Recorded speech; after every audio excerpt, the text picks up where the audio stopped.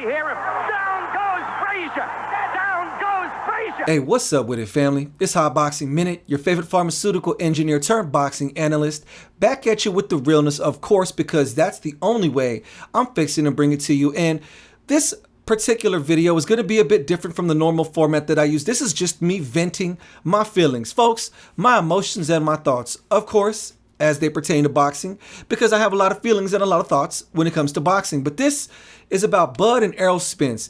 And particularly, I want to start off by talking about Aaron the Hawk Pryor. Yes, folks, if you are not a boxing purist, I'm going to break it down for you. The boxing purists already know who Aaron the Hawk Pryor is. Aaron the Hawk Pryor was a legendary junior welterweight that competed in the late 70s and early 80s, and he was a force of nature. Aaron the Hawk Pryor was a two-time boxing champion. He was voted the fighter of the year in 1981 or 82, if I'm not mistaken.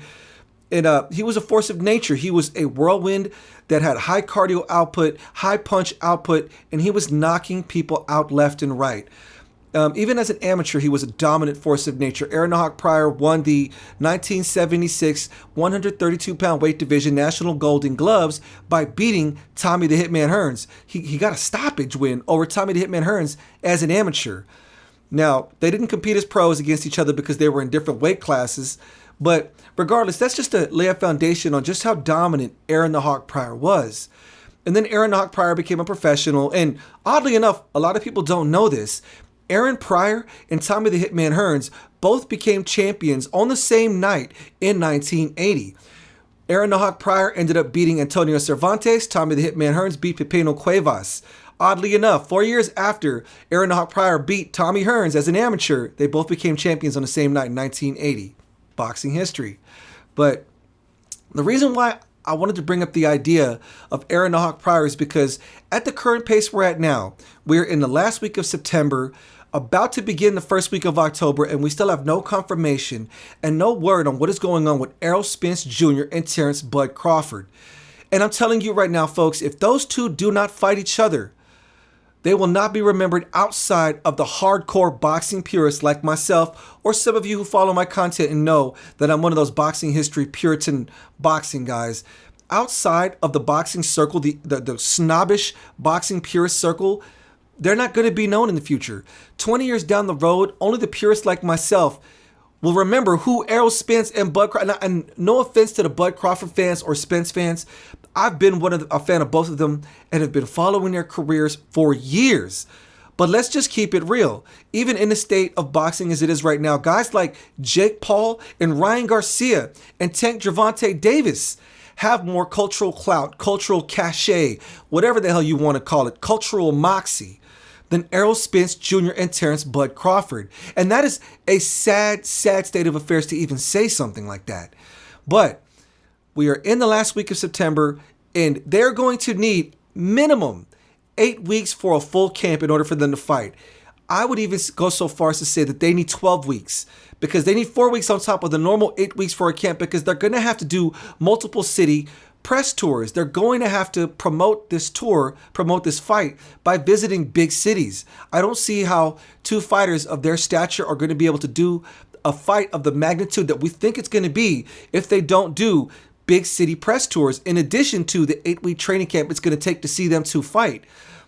Aaron the Hawk Pryor.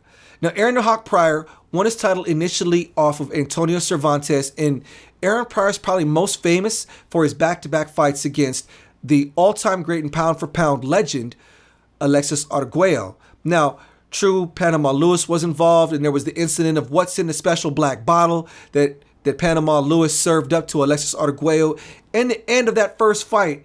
Because if you watch the first fight between Alexis Arguello and Aaron Pryor, mind you, it's one of the greatest fights in boxing history. Alexis Arguello, some would argue, was kind of putting it on Aaron the Hawk Pryor. Sometime, I want to say it was the 11th or the 12th round, there was a special water bottle fed to Aaron the Hawk Pryor, and then it was go gadget, Aaron the Hawk Pryor time. What time is it? It's Hawk time. And then Aaron Pryor proceeds to open up a can of whoop ass on Alexis Arguello and essentially breaks Alexis Arguello because Alexis Arguello was not the same fighter after that first fight with Aaron the Hawk Pryor.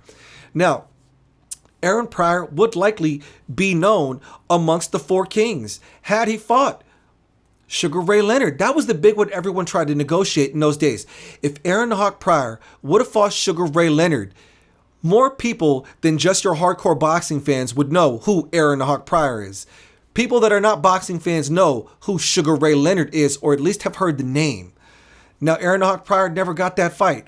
In 1980, Sugar Ray Leonard's team pitched a fight offer to Aaron the Hawk Pryor.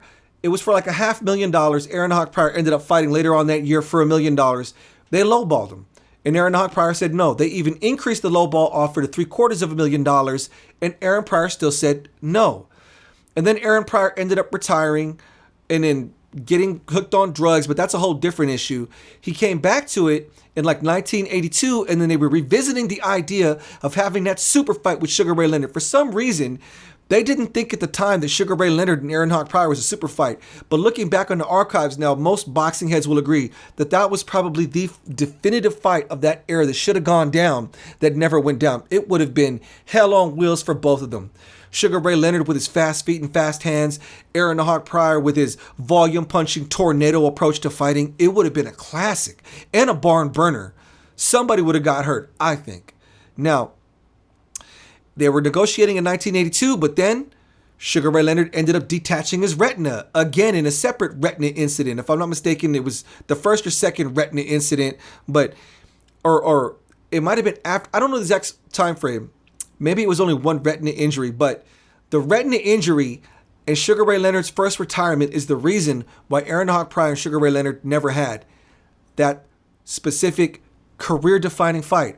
And to this day, pop culture in general, your general surface boxing fan doesn't know who the hell Aaron the Hawk Pryor is because he didn't get that fight. So this is what I'm trying to say.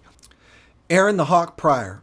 Aaron the Hawk Pryor was a dominant force of nature in the junior welterweight division in the late 70s and early 80s. He had some pretty notable scraps. Boxing purists know who he is, but not your general surface boxing fan.